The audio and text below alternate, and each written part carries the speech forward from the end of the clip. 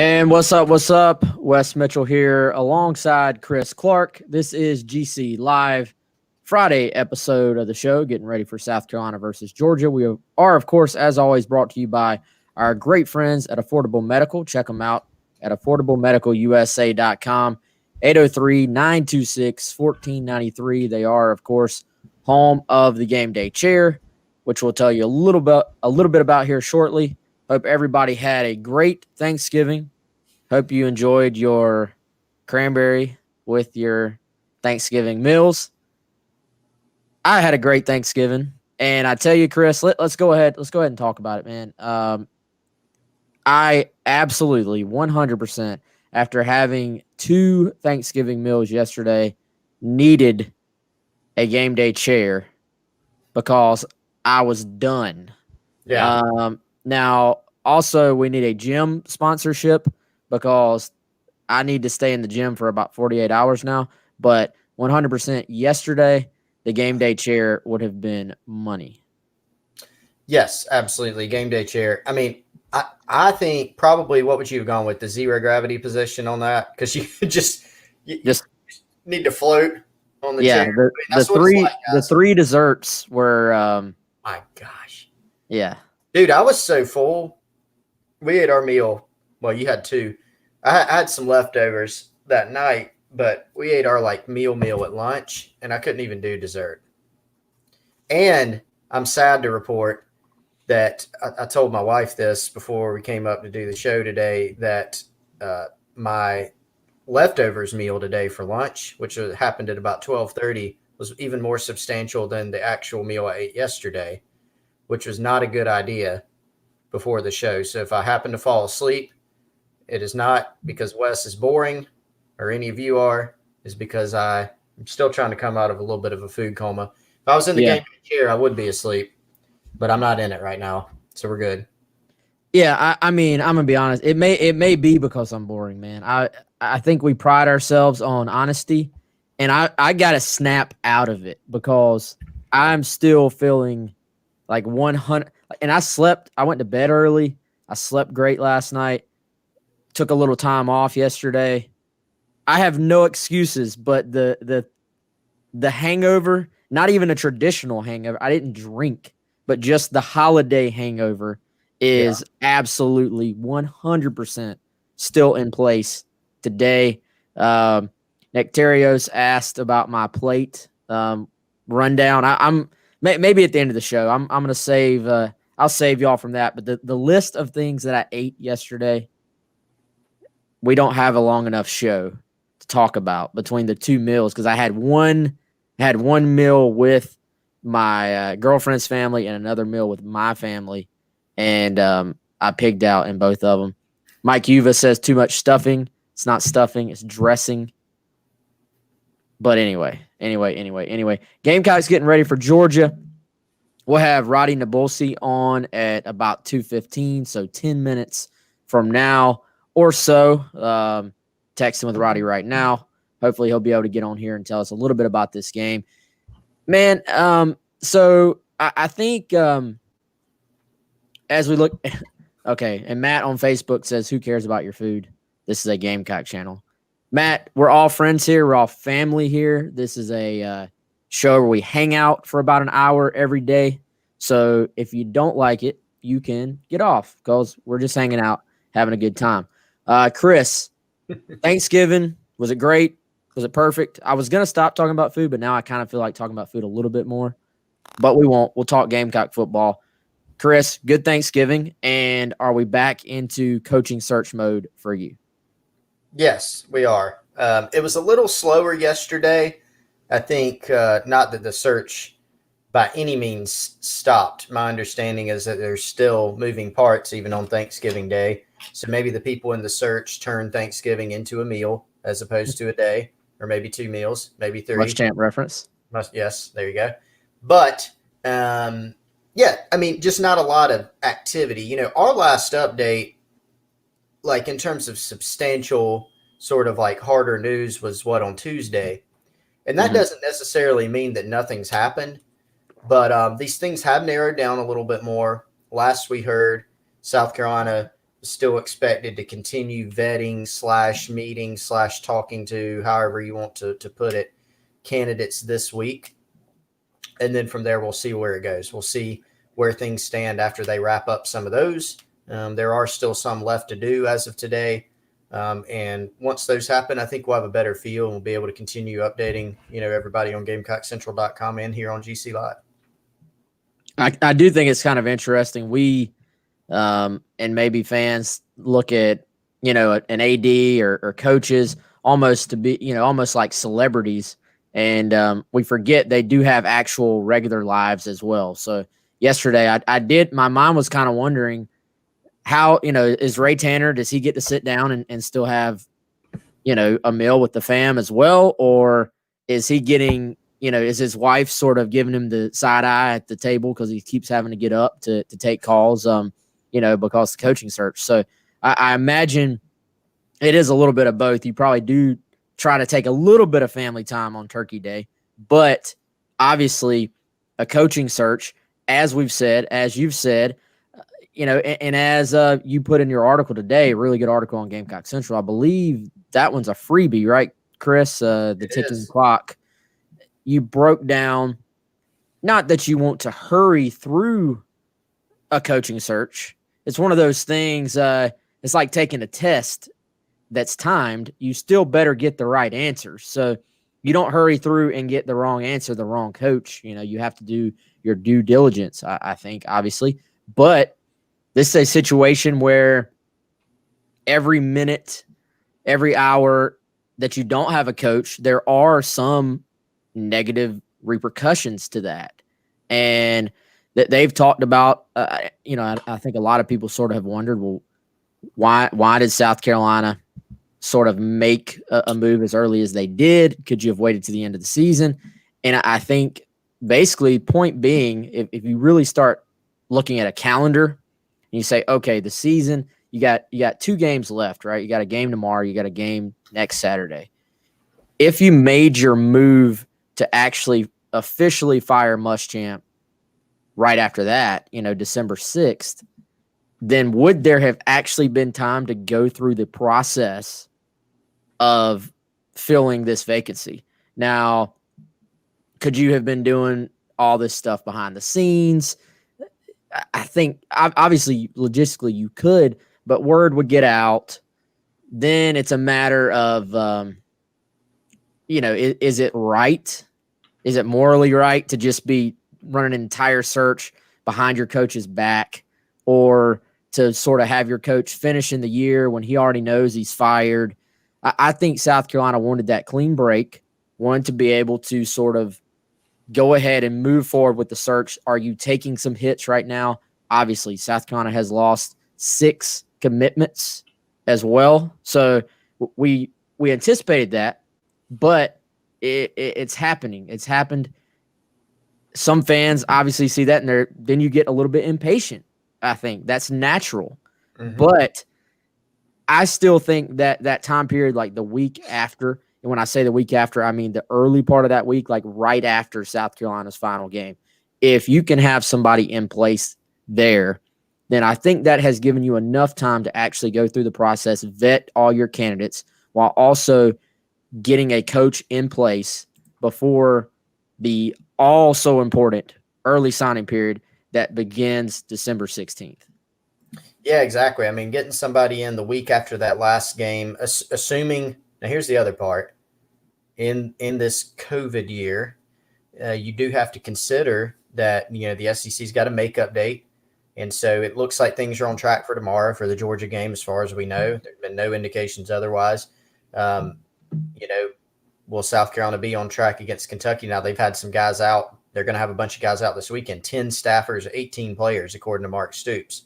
So hopefully for both parties, that doesn't get any worse. So how would that be handled? The makeup date is the 19th, right, Wes? So, there's a lot to consider there.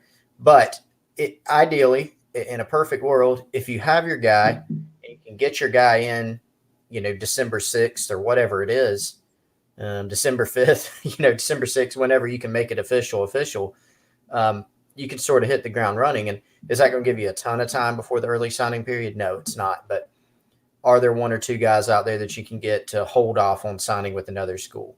Are there some guys you can maybe get back in this recruiting class? Or there's some guys that out there that you can hold over till February that you've got ties to, at another place, maybe so. And Wes, just recruiting your own roster, I mean, I think is a big part of it. If you can get some guys, get your program stabilized internally, with the transfer portal looming out there, with the possibility of this legislation coming in January that could allow people sort of a free and clear one-time transfer without having to sit out. Those are things that you've got to consider. And that's why if you have your guy and you feel good about it, get it done as soon as you possibly can. Let him get in there, let him get rolling. Yeah. And, clearly the other part of that, as you said, I think in your article as well, Chris, is getting your staff in place. You want to have, and I think based on what we've seen in the past, probably, your staff, generally there's sort of a flow to it. Maybe there's a guy or two, right off the bat.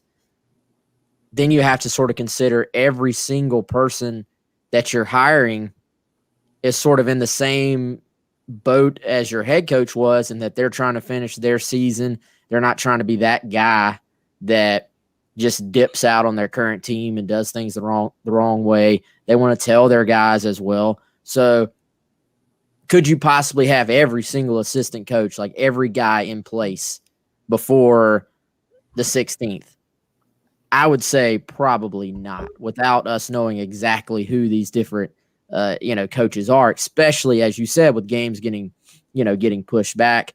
Certainly you hope and think maybe you have a few guys that are involved in a championship game here or there. So is that going to sort of be in the ideal situation where you just bring all your guys in?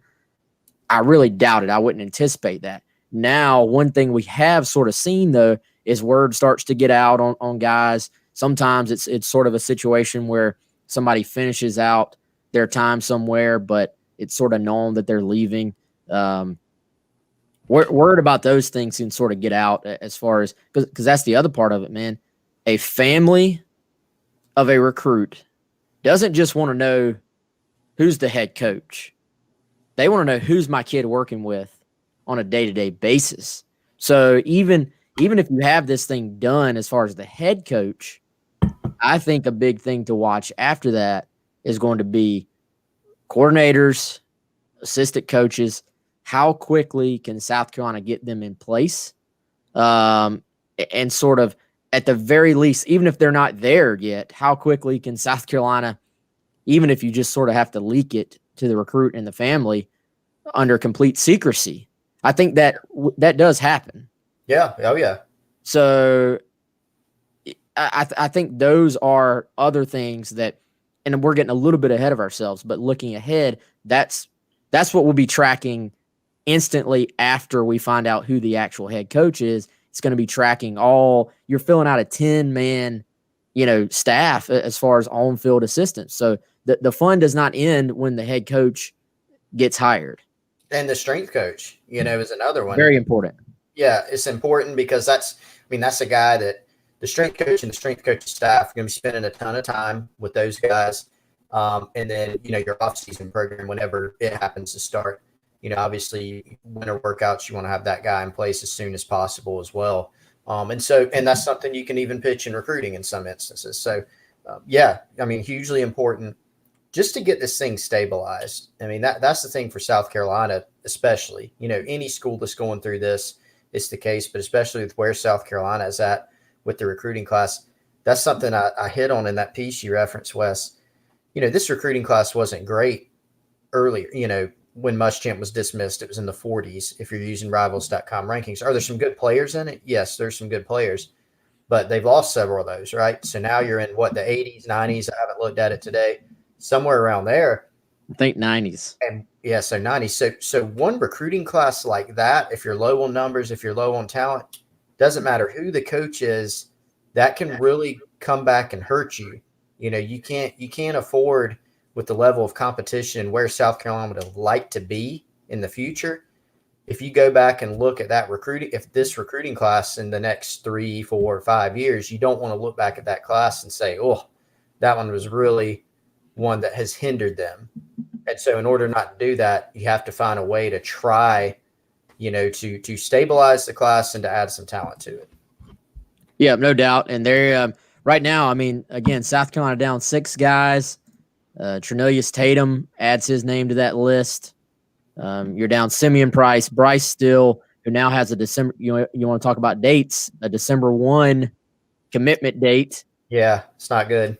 Not ideal for the Gamecocks. Right. And some, like you said, dude, is this a highly regarded class overall? No. Are there some dudes South Carolina could use? Absolutely. I mean, Bryce Still, I would dare say, one of the gems of this class. He's off the list. Jaden Johnson has already flipped. Well, not flipped directly, but has already committed to Arkansas. George Wilson, defensive end prospect, everyone around here was really high on. And Rodarius Thomas also decommitting from the Gamecocks as well. So, all right, let's turn the page here a little bit to the South Carolina-Georgia game. I see Roddy down there. Roddy, give me a thumbs up if you're ready to come on board. Bring you in right now. It is Radi Nabulsi, UGASports.com. They have a great live show going on their site each week as well. So Roddy is a veteran of the live shows, YouTube shows, and the Zooms and all this stuff. Roddy, how are things in the Athens area, my friend? So far, so good. Georgia seems to have found a quarterback. The defense isn't exactly what they were hoping for, but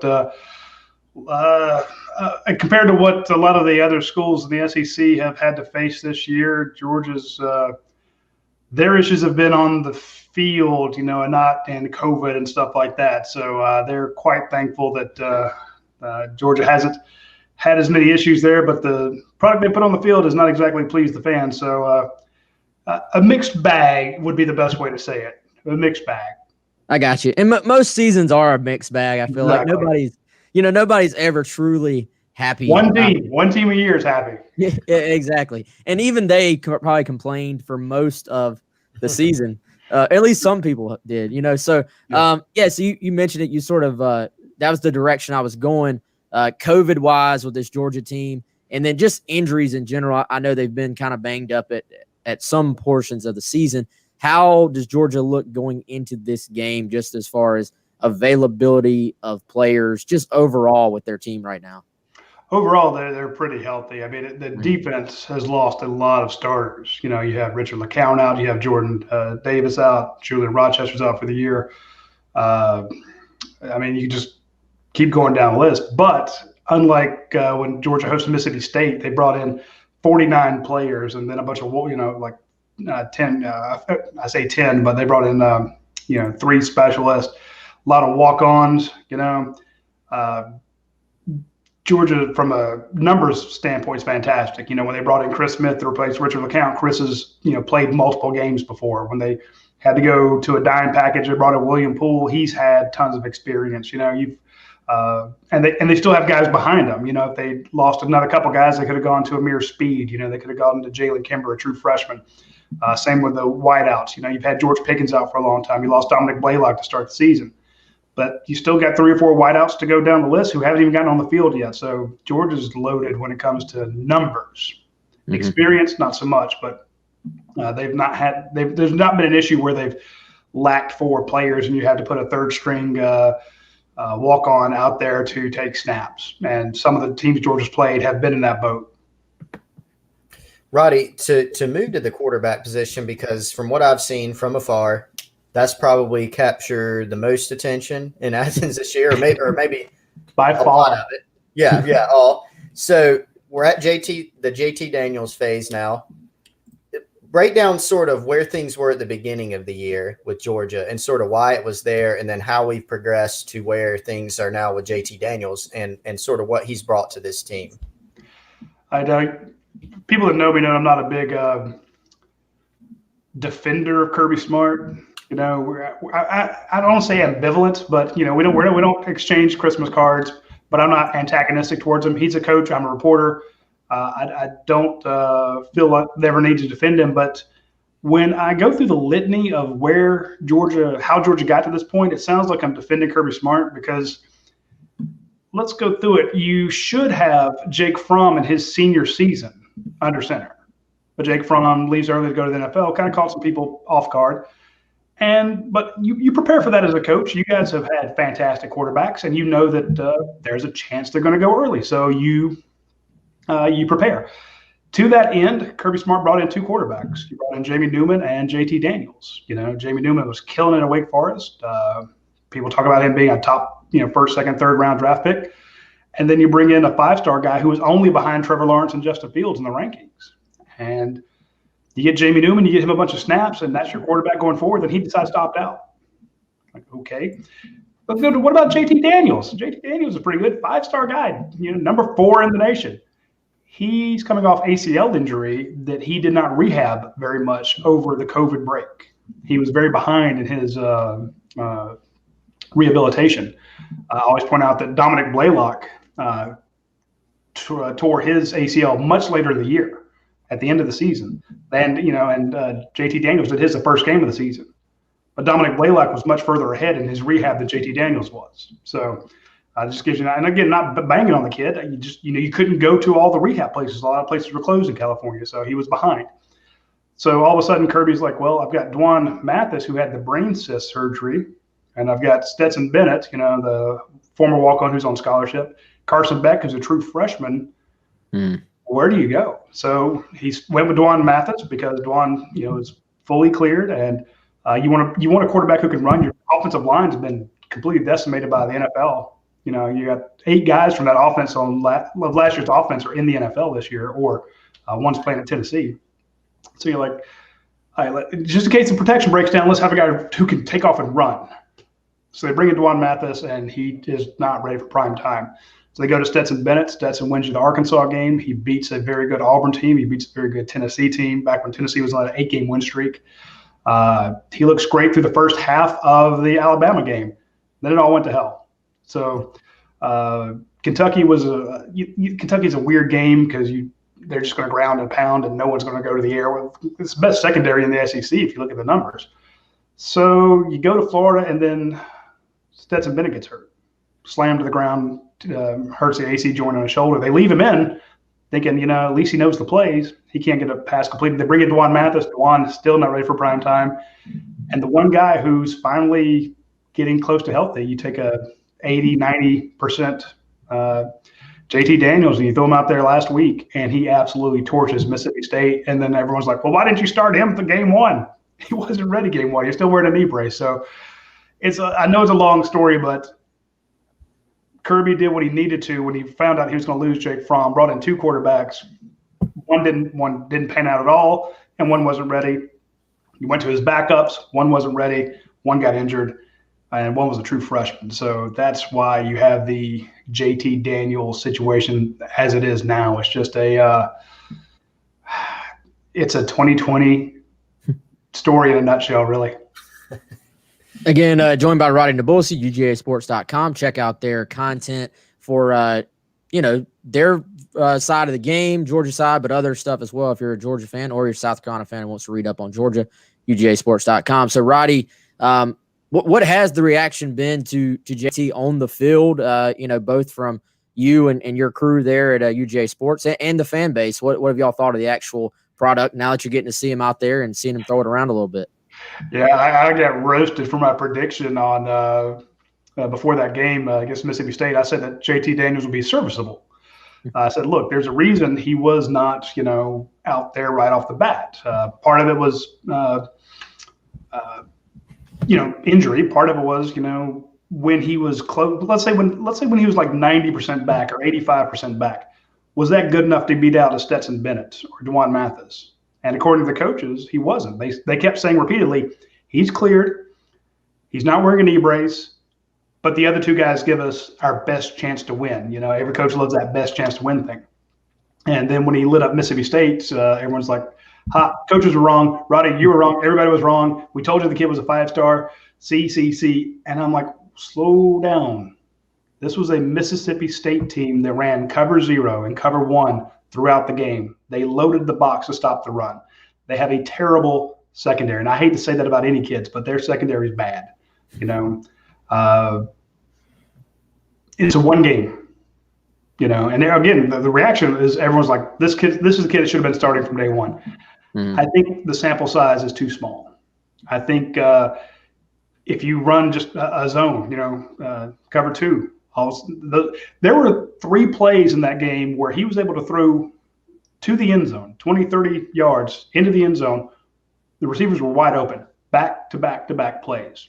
Kyrus Jackson dropped one, George Pickens dropped one, then Kyrus Jackson caught 3rd and 20 in the end zone for a touchdown. How often have you guys seen wide open receivers in the end zone on back-to-back plays? Doesn't happen. That's not to say that, he still had to put the ball in the money, and he did 3 times in a row. That's a testament to what JT Daniels can do on the field. Looking ahead to South Carolina with all the opt-outs you guys have in the secondary, that's he's got to be salivating. But there's no way Mike Bobo says, we're going to load the box 8 players deep every play, even when we're down on 3rd and 20. I just don't see the same – I don't see any team playing Georgia the way that Mississippi State did. It was a head-scratcher. And I'm not trying to take away from JT Daniels because he put the ball in the money repeatedly. But at some point, if you're going to go one-on-one with George Pickens all game long, he's going to torch you. And that's what Mississippi State did. So I think that was a perfect game for JT Daniels to come back into. A quarterback couldn't ask for a better situation where you've got one-on-ones and great protection, but no other team's going to say, look, we're going to leave George and whoever else wants to cover him one-on-one on island and see how that works out. Roddy, to go a little big picture here, and I'm sure we'll dive sort of back into the matchup this weekend a little bit, but bigger picture, when Kirby Smart was hired at Georgia in advance of the 2016 season, obviously it seemed like perfect match, former dog, who had really been honing and crafting himself to get a head coaching job. Recruiting has really taken off. They've obviously done some really good things there. Where is the fan base, though, with Kirby Smart? You mentioned it hasn't gone this year exactly how folks have envisioned. Overall, is this on schedule? Is it ahead of schedule? Is it behind schedule with where people think it should be with Kirby Smart at Georgia? You're starting to see some cracks in the fan base at this point. Nothing major, but it's the couch fan that says, well, it's year 5. You're supposed to get better each year. Well, year 1 was tough. Year 2, they played for a national title, and you lost that game in overtime. So everyone thinks, well, then year 3, you're obviously supposed to win. Year 4, you're supposed to win. Year 5, what the hell's going on? Are you regressing? And it just goes to show how hard it is to get there. One loss, one bad game, lost South Carolina last year. That was just a brutal game in the rain. You kept throwing it, 3 interceptions.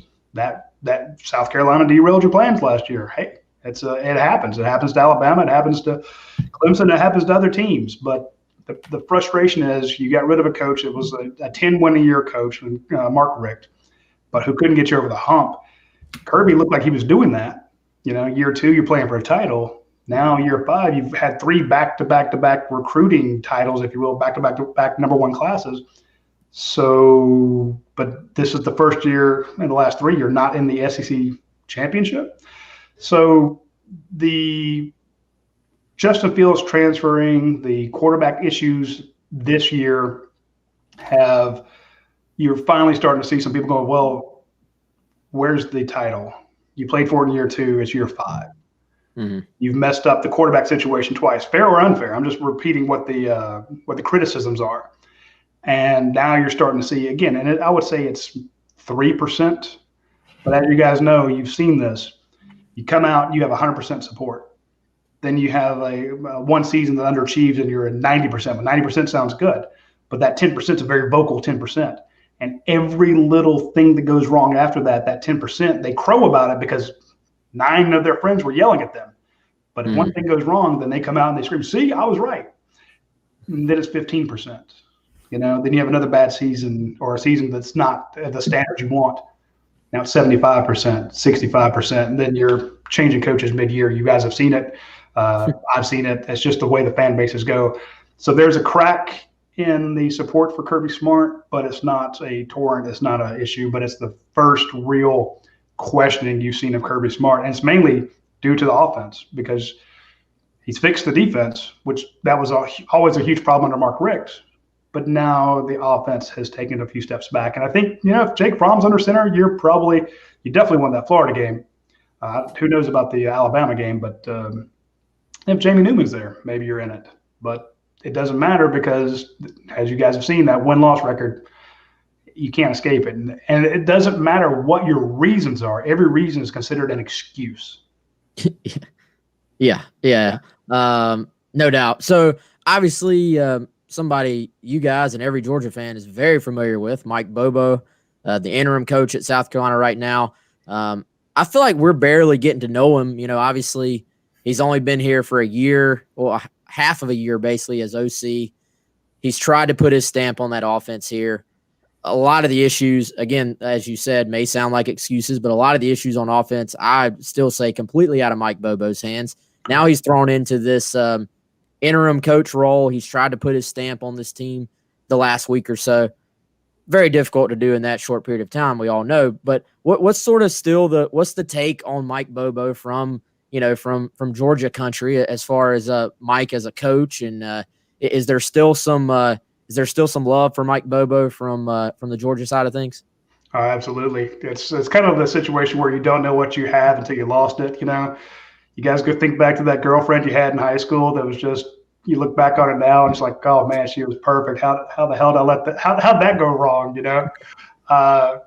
Mike Bobo, and I always go back to that South Carolina game when they're on the first and goal, and he doesn't run Todd Gurley on 3 plays. Hudson Mason takes a snap, you get a grounding call, and no one blocks the backside guy 3 straight plays. And that was almost the straw that broke the camel's back with the fan base. Again, they like him, then they don't, then 5%, 10%, 30%, and then the detractors would just club anybody who defended Mike Bobo with, well, how do you not give the ball to Todd Gurley against South Carolina? Yeah, so that still gets brought up here as well. Yeah, well, it happens, But at the same time, Mike's like, hey, everybody knows it's going to him. There's 11 guys in the box. Maybe we do something different, and you execute that play and something. Yeah, it's a completely different ball of wax.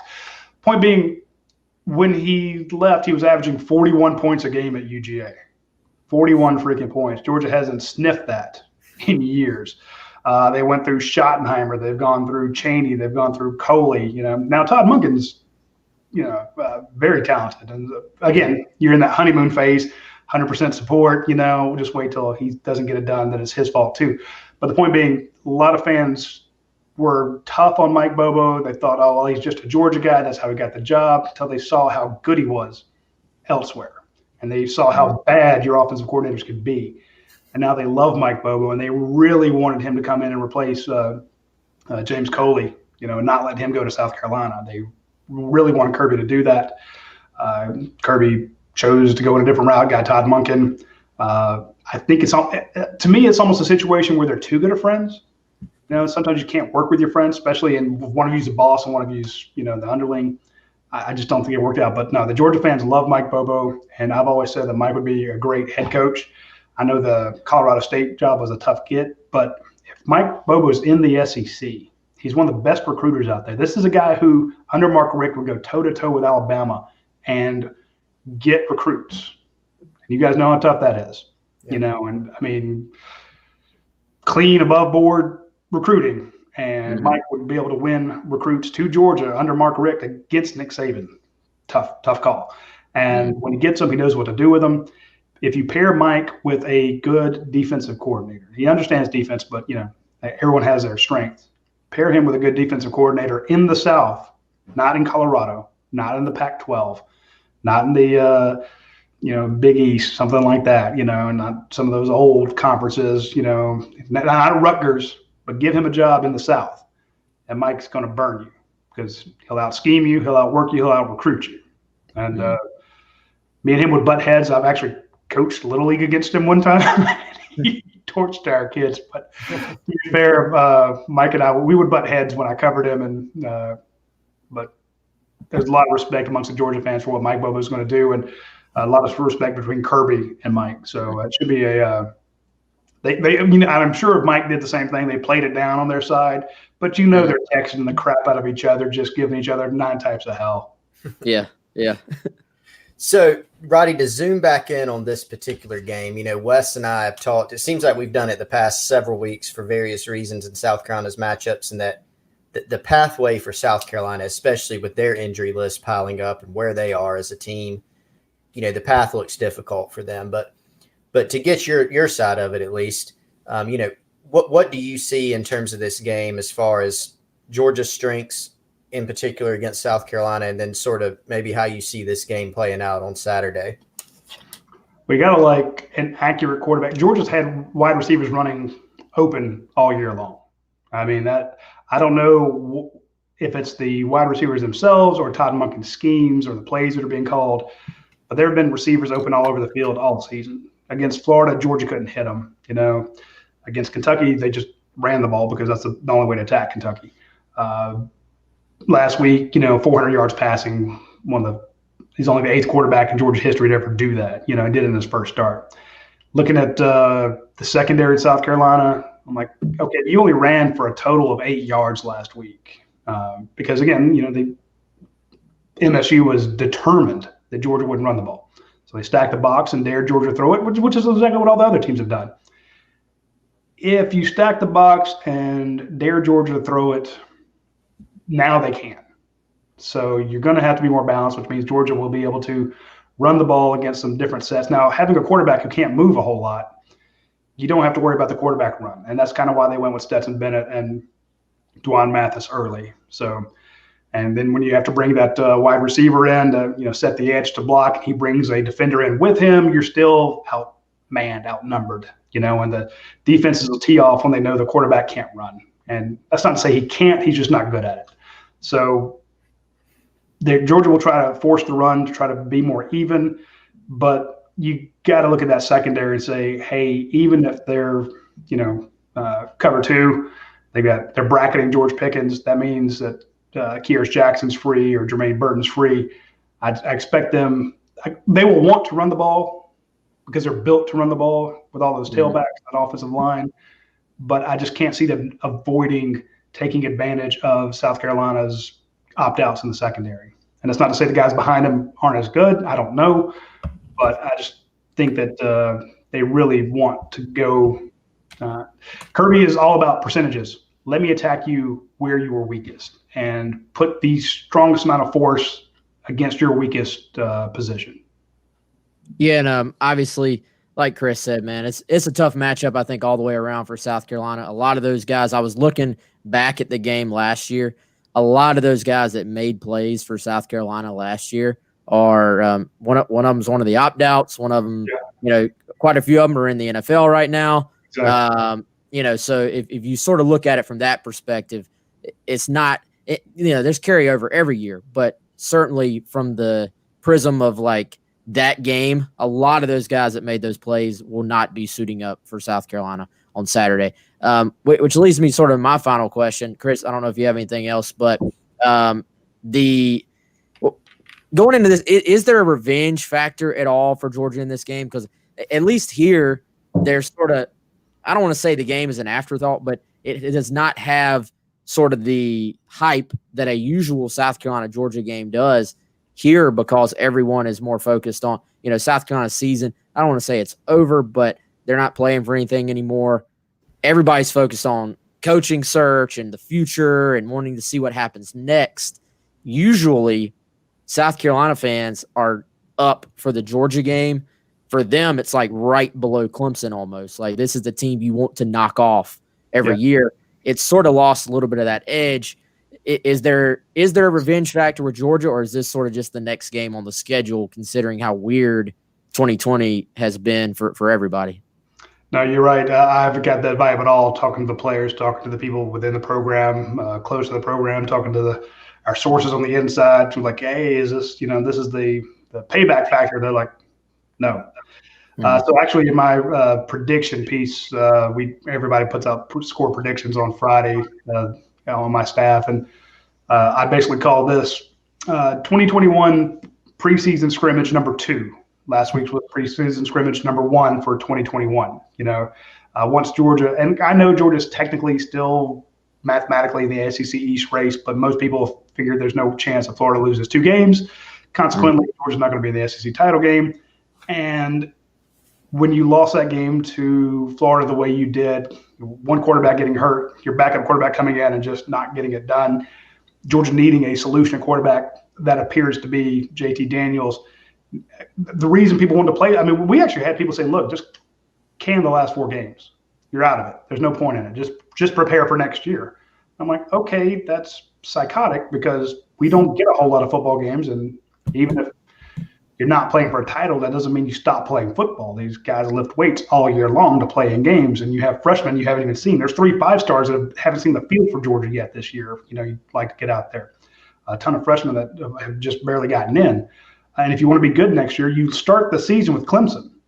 It might be a good idea to get some of those guys some reps and find out who your quarterback is going to be.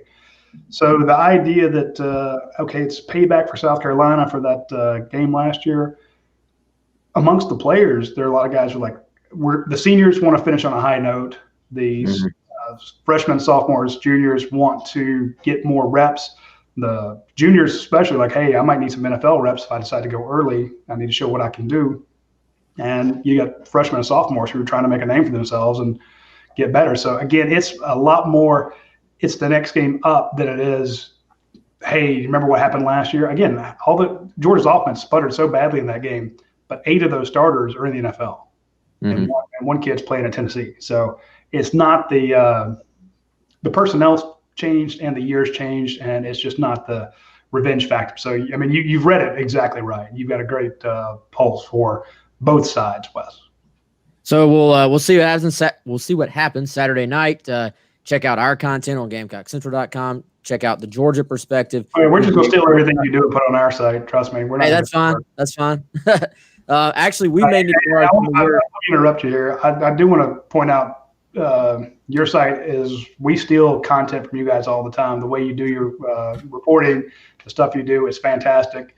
And I hope that everybody watching the show realizes how good a site we have covering South Carolina. You guys are a bulwark in the entire Rivals Network. And yeah, we're jealous as hell, and we just try to steal whatever you guys do.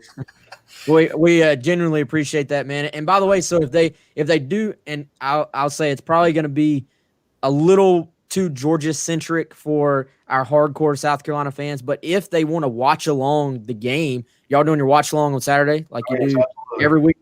I mean. That's the idea we want to steal. You pause your TV, and it's great to do it on your phone or an iPad or a laptop. So pause your TV for about 10, 15 seconds and then sync up with us. And yeah, it is kind of Georgia-centric because Coach Donnan, former Georgia head coach, is on there saying we and us and we need to do this. Mm-hmm. The rest of us, we try to keep it as unbiased as possible. Right. But boy, if they're doing poorly, Coach will rip them. Coach will tell you what the other team's doing well. And we've had some folks that cover Mississippi State, Alabama, people that are fans of those teams. They go, this watch along, you learn a lot because it's a lot better than, and that's not to take a shot at Matt Stinchcomb, the former Georgia guy who's going to be doing the color on this show. But Coach Donna does not have to make anybody happy back in the control room when he breaks down these games. They are. I go back to that Florida game. He was brutal. He was absolutely cruel. Yeah. So if you want to check out the watch along, it's something good. I know you guys cover South Carolina like nobody's business. So what we should have done was have one of you guys sitting with us while we did the watch along. Hey, I'd have been down for that if I got some of those. I think it's your Bud Light seltzers. Bud Light seltzers, baby. We knocked those back by a truckload. Yeah. But no, so if y'all want to watch that, just search on YouTube. What is y'all's YouTube handle? Go to YouTube/UGAsports. Okay, youtube.com/UGAsports. And like you said, you sync it up during the game. Not very many people have a former SEC coach literally calling plays before they happen on the live watch along. So it is a cool deal. That one day, if we could ever have a watch along with Steve Spurrier on the Gamecock Central show, then I don't think we can afford the head ball coach and his time, but that's the equivalent of what it would be for South Carolina fans. So if we get them to sponsor it, baby. Yeah, or what's Spurrier's Ford? Let's get It's Don the and banquet, Coors Banquet beer. together. Yeah. Yeah. Awesome stuff. As always, Roddy, we appreciate it, man. I hope y'all had a great Thanksgiving, and we'll talk to you soon, okay, man? Take care. All right. That's Radi Nabulsi. Check him out, UGAsports.com. Talking a little bit of Gamecocks and Georgia. Again, a game that I just does not have the quite normal same feel, Chris, that I feel like it normally does. But we've actually said that a lot this year. So we'll see. The two teams will play. I don't see the path. We have an article called The Path to Victory. I don't see much of a path, but we'll see. We'll see what happens. We'll see. We'll find out. I think we're both sort of assuming that we're going to see Luke Doty get his first career start. South Carolina has not made that official yet, but that would be my, let's say, educated guess on that. So at the very least, fans will get another long look at number 4 potentially. But other than that, what is your path, man? I mean, I haven't written my portion of that article yet because I don't really know what to say. Yeah, no, I haven't either, and we may be publishing that tomorrow possibly, but we do have some time before the game. We got some other stuff to push out too, but it'll give us some time to think on it. I think it would come down to a situation like we saw last season, where and look, South Carolina is not as poised to win that type of game anyway.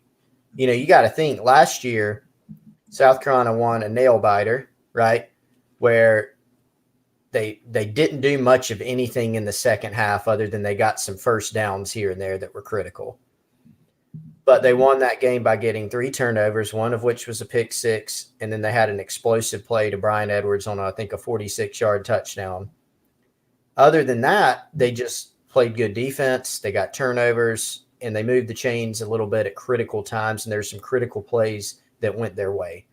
And I think it would have to be that type of game. Now, there's not a Brian Edwards out there. There's not even going to be a Shi Smith out there, it doesn't appear. Could South Carolina run the ball a little? Maybe, with Luke Doty, Kevin Harris. I mean, obviously the running game has been pretty good in most games, really good in some games. But Georgia obviously is going to key on that. And so the lack of receiving threats is even greater for South Carolina than it has been at any point this year. And so that creates a big-time challenge for you. Then you have the fact that, Georgia offensively, they have a lot of talent. I mean, they got a big offensive line. They can run the football. South Carolina is going to be outmanned there because they've got some guys that are banged up, maybe even out, secondary-wise, whether you're talking about Jermaine Burton, Kyrus Jackson, George Pickens. I mean, they got one-on-one matchup guys that can beat you. And so, that's a longer version of saying I think Georgia would have to play. I mean, I'm just being frank. They'd have to play really poorly. This would have to be another, big turnover margin loss for Georgia. And South Carolina would just have to make enough plays here and there, maybe some explosives, maybe some good fortune type plays. And that would be really the path to an upset. And even then it's tough to see, just with where this team's at. Yeah. And obviously going into that game last year, nobody foresaw a South Carolina upset then either. But again, like I said to Roddy, dude, you're talking about, like you said, Brian Edwards, the guys you can list off that made really big plays in that game, they're not here anymore. Javon Kinlaw, making big plays in that game. Shoot, man, I remember it seemed like Kobe Smith had a really good game stopping the run. These guys up front. Yeah, TJ Brunson had a good game. Izzy had his 3 picks, one being a pick 6. Izzy obviously is not on the team anymore. So all the guys, and obviously I think they'll be able to run the football a little bit. But I remember Rico Daddle having some decent hard runs. Even though the offense didn't do much in the second half, they did move the football at times on the ground just enough to sort of flip the field a little bit from what I remember in the second half. So, and that was a game, man. It counts as a W, but if you replayed it a bunch of times, it kind of just played out the exact way South Carolina needed it to in order to win. Would what are the chances, that happens again? Without those sort of difference makers on the field, I would say probably not a great chance. But hey, that's why they play the games. And at least for South Carolina, it's another chance for some of these young guys. I think, not just Luke Doty, some of your young guys in the secondary, some guys at receiver, maybe at least to get to play and play against good competition, and then sort of go from there, I guess, and learn maybe from some mistakes. So we'll see. Chris, you want to tell everybody about our sponsor, Dead Soxy, and how maybe people can get a great deal. This is Black Friday as we're doing this live and as we're recording as well. So maybe a great deal for everybody at deadsoxy.com. Yeah, deadsoxy.com, one of our awesome sponsors here at GC Live. That is deadsoxy.com. And for Black Friday, we've told you about this all week on the show. If you want to go get for yourself or for a gift for someone for Christmas, right around the corner, obviously, check out their non-slip socks, whether it's the no-show variety you can wear with your tennis shoes, the boardroom dress socks. Wes and I both have tried them out. They are awesome. They've got some more Gamecock sort of centric product coming soon, but they have a really good selection already. Check out the promo code SPUR, SPUR. That will get you buy one, get one free. You can use that code as many times as you want. You can pick one pair and then put another in your cart of equal or lesser value and get that completely free at deadsoxy.com. So deadsoxy.com. Make sure after you log off of listening from the show that you go check those guys out and support them, because we appreciate them supporting us. No doubt. Appreciate everybody that's watched or listened to the show as well. They make the show possible, and they make these sponsorships possible, which certainly helps out me and Chris in a number of ways. Trey wants to know, Chris, if we can touch on DJ Swearinger and his thoughts towards some of the younger players on the team. I'll say this, one thing that DJ never did was hold back on how he felt. And I think that clearly was the case when he was at South Carolina. That remains the case to this very day. And you do have sort of an odd little, Chris, there's just this odd vibe right now with the South Carolina program. And almost, I don't know, you may have a better word for it. There's almost an awkwardness right now between the players and the fans, between the current sort of generation of Carolina players and that last generation of Carolina players. That's also, I think, where you sort of had this, where this divide started, where I think college players are more and more in tune with the fact that these universities and coaches are making millions of dollars and they're not. So they're a little bit more in tune with sort of the business side of things and making business decisions. We've seen it gradually go that way as time has gone on. First, it starts out, guys just not playing their fourth year. Then eventually that got to a point of guys sitting out a bowl game. And, even when Clowney played, it was sort of this idea of should Clowney play his final year, but he played anyway. So I just feel like the thought process of the average college football player is maybe a little bit different now than it was when Swearinger and Gurley and those guys that have been outspoken were here. But obviously there's from the cultures of the program right now to back then, there's this weird divide right now that I feel like is very hard to put into words. But whoever the new coach is, I don't know how you get past this, but to me that's going to be a key thing moving forward, is for South Carolina as a fan base, as a program of current players, as a program of former players. They're not always all going to agree. That's impossible. But to find some common ground, I think. Yeah, and you've said that. I think you nailed it on Twitter one night when you said, the program needs a unifier. And look, is the team going to win or lose a game or just in general, if some guys are sniping at each other on Twitter, probably not necessarily, but I think South Carolina's got to get to a place where it can do a lot of the little things better than everybody else. That's what this program is going to have to do in order to take another step. And so there's a lot of different things for South Carolina if they can ever turn it around and become, a consistent program in terms of winning. I think there's going to have to be a combination of so many different things that happens for them, because that's what happens with even schools with a better logo, a more recognizable logo. But they've got to do some of those smaller things. And so, what's the answer to that? I'm not sure. But I think you make a great point. It used to be just, there was a time, and we'll speak to South Carolina, where it was just, well, guys are leaving early, after the bowl game. Right. Well, Captain Munnerlin left too early. Eric Norwood was basically out the door and then came back, fortunately, for South Carolina. Just some guys that it seemed like they were rushing to get out. And then things sort of changed to where if you had some guys that did go early, it didn't matter quite as much because it seemed like a good decision to go early. Jadeveon Clowney, obviously. I mean, we knew that when he was in high school, he'd be leaving early. And some other guys that, stayed and they developed and then the team won. And so everything was good.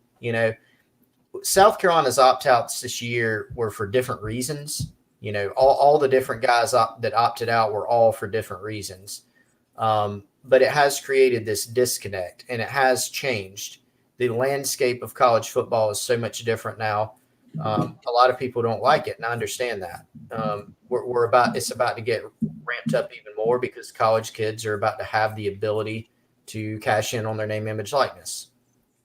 Almost all of them are going to think that means a lot of money for them, and it's not going to, because even NFL players, a lot of them, the majority of them, don't rack up a bunch of endorsement deals. But so it is going more and more that direction. That is probably part of it. It is different, but I think some people, for South Carolina fans especially, it's especially painful because they look to the upstate and they go, man, Travis Etienne was a first or, at worst, second round pick, and he's back. Trevor Lawrence isn't, is he going? Probably, but he's, not rushing out the door. He's not saying, I'm out of here as soon as I can be. So now, is that going to happen everywhere? Is it even going to happen every year at Clemson? No, they've had a bunch of guys leave early too, even some earlier than people thought they needed to. But there's just a lot of things around South Carolina, and they can look back to that time period that was so successful, and somebody that played his heart out every game like DJ Swearinger, who has so much respect for this fan base. And when he's speaking on that, it really resonates, which I fully understand. So finding a way to bring those people together, how do you do it? I don't know, but it needs to be done for sure. Yeah. And the fact I don't know that DJ was speaking on the DBs as well. It's sort of, I don't know, for some reason that, because I imagine those guys looked up to DJ Swearinger a little bit, so I don't know. To me, it just carried a little bit more weight, Chris, because it was sort of a DB on DB deal there as far as what DJ had to say. But obviously, again, you respect the fact that DJ has never held back as far as how he feels. And that may have sometimes made people feel uncomfortable. That may have sometimes, you're not always going to agree with DJ Swearinger either, but the dude is going to come from the heart basically on exactly how he feels. And he brought an edge to those defenses that, we've talked about it. I don't know if South Carolina has ever quite gotten it back since DJ left, even though they've had some decent defenses in there. His heart and determination and leadership that he brought to those defenses has been very difficult for South Carolina to clone or to find in the years since DJ was here. I think that's going to about do it for today's show. We'll obviously have plenty more content on GamecockCentral.com coming up. Coaching search will continue on. When I'm guessing, I think, Chris, maybe a hot board update here shortly. When do you think maybe fans should look out for potential update on the Insiders Forum again? hopefully this weekend sometime, and I'll loop tonight in with that. I really don't want to overpromise. We are sort of at the mercy of getting new information. I don't want to just regurgitate things or throw out an update just to say we have one and it's really not substantial. We've tried to pack in, actual information and insight into every update that we've done. So hopefully soon, hopefully this weekend, there'll be some further movement and we'll be able to pass along some things. Sounds good. For Chris Clark, I'm Wes Mitchell. Appreciate a great week of support from everybody. Appreciate everybody on the podcast, on YouTube, on Facebook, on Twitter. If you whatever platform you watch, please leave a review or hit a like or whatever that platform requires you to do. We certainly appreciate it. It helps us. It helps us with sponsors as well. Hope everybody had a great Thanksgiving, and I hope everybody has a great weekend as well. For Chris, I'm Wes. We will see you all on Monday.